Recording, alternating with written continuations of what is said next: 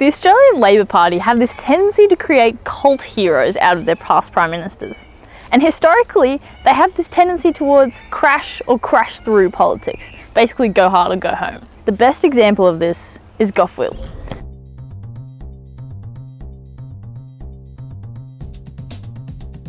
Edward Gough Whitlam was the 21st Prime Minister of Australia, leader of the Labor Party for 10 years from 1967 to 77, and he was the first Labor leader to win an election in 23 years. During his tenure in government, Whitlam scrapped conscription for Vietnam, introduced by Harold Holt, brought in universal healthcare in the form we know it today, and properly addressed racism in policy through the Racial Discrimination Act of 1975. He also introduced a scheme that made studying at university free. You might call certain aspects of this radical change as a sign that it was time. In fact, that was Whitlam's campaign slogan. It was time. You might also call certain reforms like this populism, and you might be right. This is for one main reason. All of these reforms made the government really poor. Okay, the next bit is only going to make sense if you understand some of Australia's constitutional history.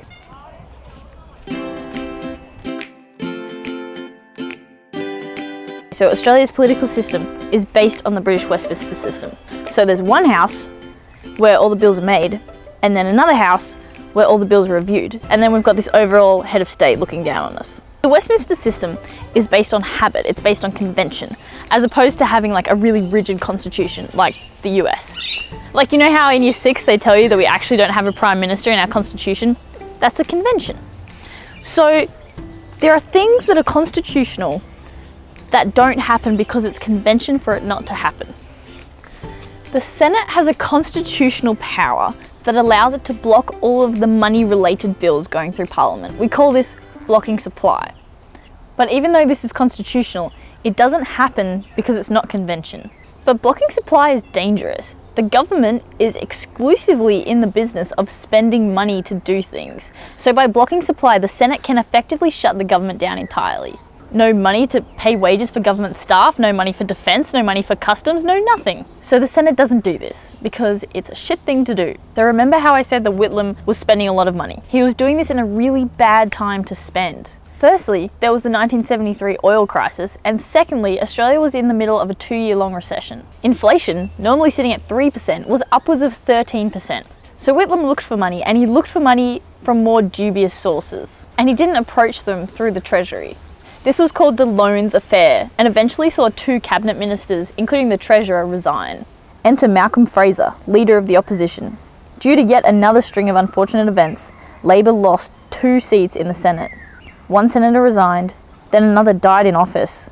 The Liberals found themselves with an unexpected majority of 30 to 29 in the Senate. So what do? They block supply. Whitlam could have called a snap election. Prime Ministers do it pretty often, but he didn't. And with Fraser unwilling to stop blocking supply through the Senate and Whitlam unwilling to call an election, we found ourselves in our first constitutional crisis. Which was then resolved by Whitlam getting fired by the Queen's representative, the Governor-General Sir John Kerr. Fraser was given the job of caretaker Prime Minister, he called an immediate election, won by a landslide, and Whitlam found himself dejected in opposition. But why did Fraser get favourable treatment? Wasn't it his fault for blocking supply? The argument has always gone that Fraser took the crisis as a power grab and Kerr simply felt slighted by the brash Whitlam. Maybe that's right. It could be equally possible that Whitlam was overstaying his welcome and running the government and its reputation into the ground, and therefore Kerr had every constitutional right to fire him. Still, none of this explains how Fraser and Whitlam ended up being good friends later in life. I guess politics doesn't explain everything.